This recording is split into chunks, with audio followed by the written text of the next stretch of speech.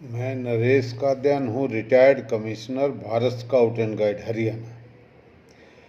21 दिसंबर को रात को 8 बजे नई दिल्ली रेलवे स्टेशन से मैं गांधीनगर के लिए बैठा।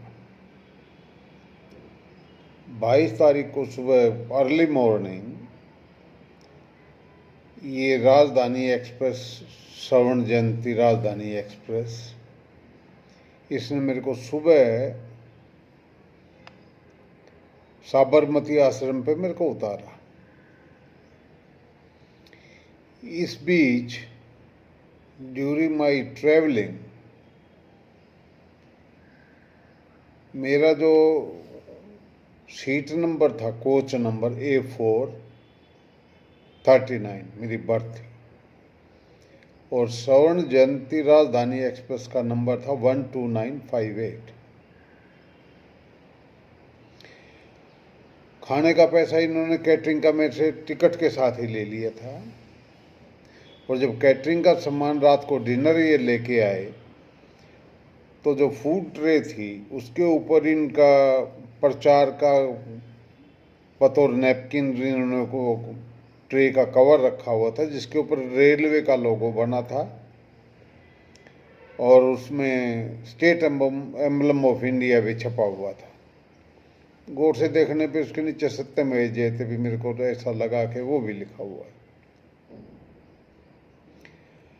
और खाने के कुछ आइटम जिसके ऊपर कवर लगा रखा था उस पर भी एम्बलम था, ऑब्जेक्शनेबल। और पूरी ट्रेन में ये जिन्होंने फूड का ऑर्डर दिया उनको सबको सप्लाई किया गया।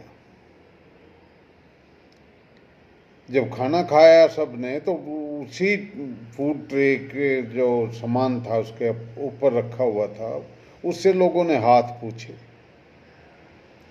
और फूड आर्टिकल के ऊपर जो एम्बलम का कवर लगा हुआ था फूड आर्टिकल को कवर करने के लिए, वो भी डस्टबिन में गया।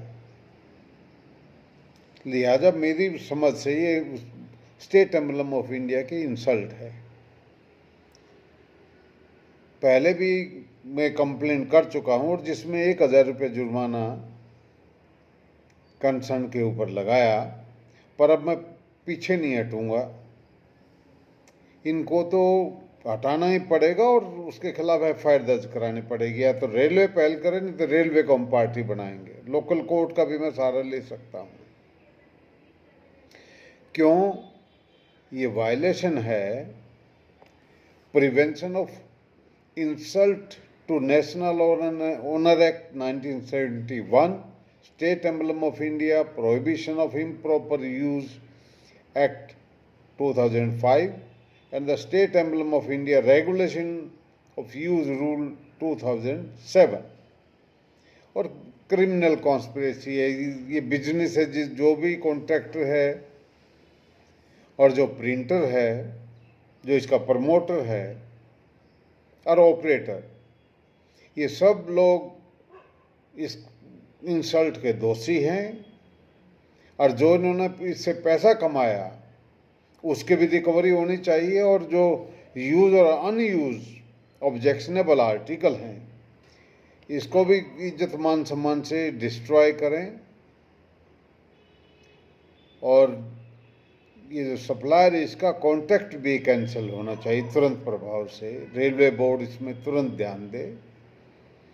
और ये गतिमान, तेजस, वंदे मातरम एक्सप्रेस, इनके मीनू में भी यही समस्या मेरे को लगती है।